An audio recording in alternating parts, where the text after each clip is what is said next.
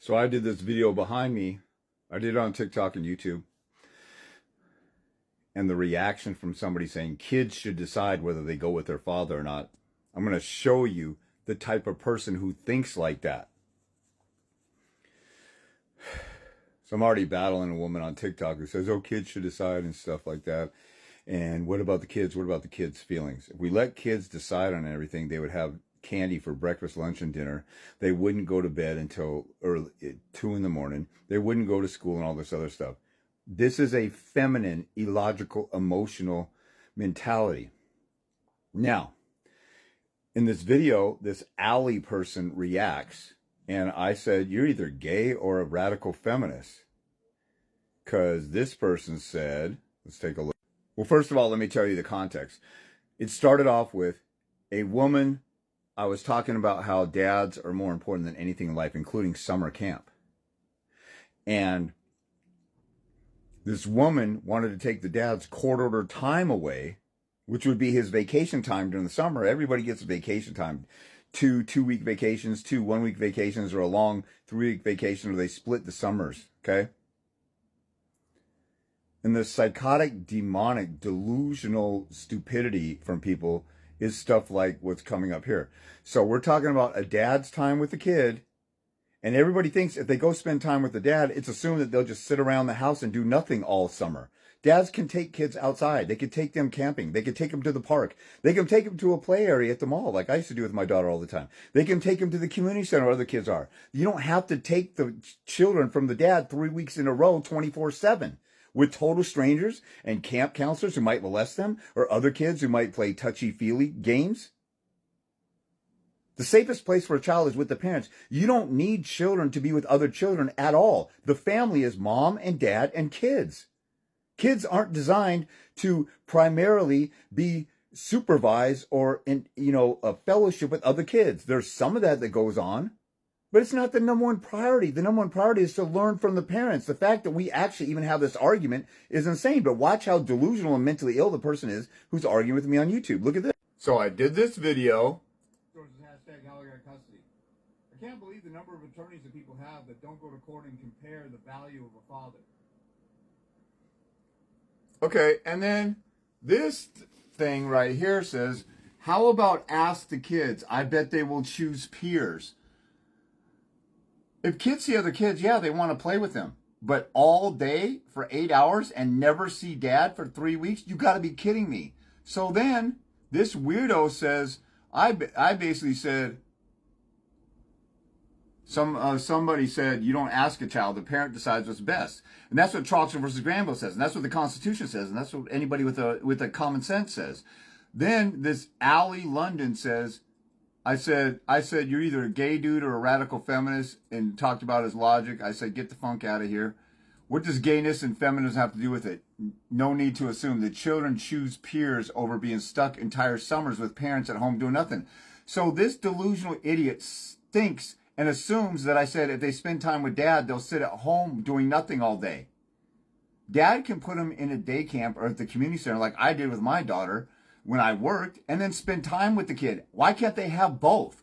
This weirdo is saying take all of dad away. These are demonically devil-possessed weirdos who say, as long as we take the father away, we give the kid everything else. And if we're being honest, dads can't take an entire day with their children alongside. Neither can mothers if they're working. In no time will they stick with them or care for their parents. It's about the child, not your beef with each other's feelings. What is best for the child? And parents get to decide that. This delusional weirdo. So then, in answer to David, this Alley London person says, London person says, what about abusive parents? We're not talking about abusive parents. We're talking about somebody who has court-ordered time with their kids. Abusive parents shouldn't have time with their kids, so they're out of the equation. But also, we're talking about a mom taking the kid away and deciding the kid goes into camp.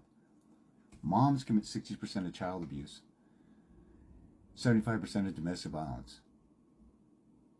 They kill their kids just as much as fathers do. Those are rare occasions, but they do it equally.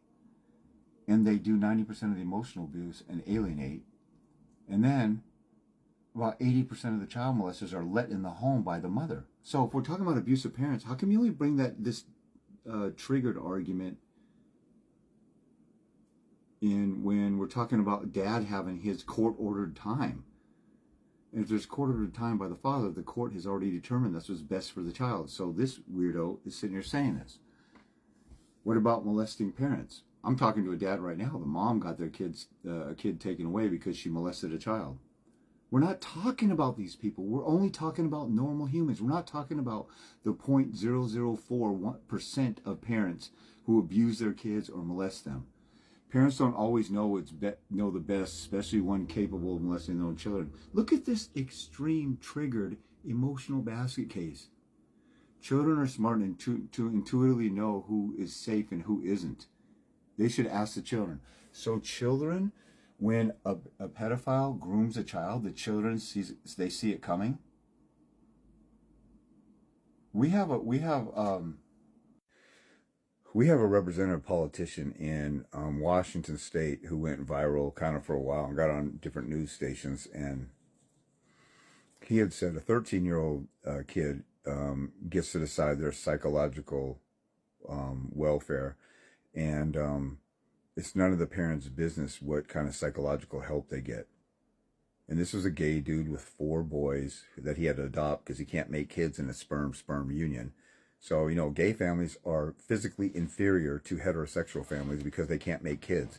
So if you're going to blame anybody for being a homophobe, blame Mother Nature. If you don't believe in God, blame Mother Nature, that they were not made to do what a heterosexual family could do. So, that being said, this person says kids know who's safe and who isn't. There have been camps where kids get influenced by other peers negatively. I've been to camps before, and they were uncomfortable sometimes because I felt like I was being peer pressured or, you know, bullied or whatever, and the camp counselors were a bunch of weirdos. So this person says a child, let's ask a child what's safe. If we could ask a child what's safe, children would always be aware of danger. But you know who gets, when children are the safest, it's with the bio dad. So this person is talking about safety and says, ask the child. Oh, do you want to go to camp? Do you want to be away from your father, the safest place for you?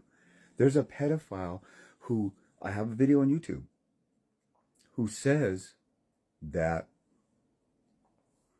he doesn't target a specific child. He targets a family. If there's a strong male that could be a threat, he stays away from the family altogether. If it's a church-going family and they're together, he stays away. He targets vulnerable, isolated women like ones fresh off divorce. And so this lady who's divorced wants the dad's summertime interrupted and taken away for 3 weeks straight so the kid can go be with total strangers morning, noon, and night and never have contact with the parents for 24/7 for 3 weeks straight. This is the type of person that trusts all kinds of teachers and the education system, and parents should have no involvement in it. This is a psychotic, mentally ill weirdo. Now let's take a look at this Allie person who's commenting. So, Allie with her weird comments. Let's go to their page. Oh, look at that. This person is going to tell you what you should do with your children. Methods to that, here's your gender inclusive tip. When someone lets you know they're going by a new name, new pronouns, or a new word to describe how they identify, don't assume that means you have consent to share that with other folks. Instead, do a quick consent check. What the hell? And look at this. While I was looking for this guy, remember the thing at the border? We shouldn't be separating kids from their parents. So the whole country was outraged at kids being separated at the border from their parents. But the weirdo, this Allie weirdo, says that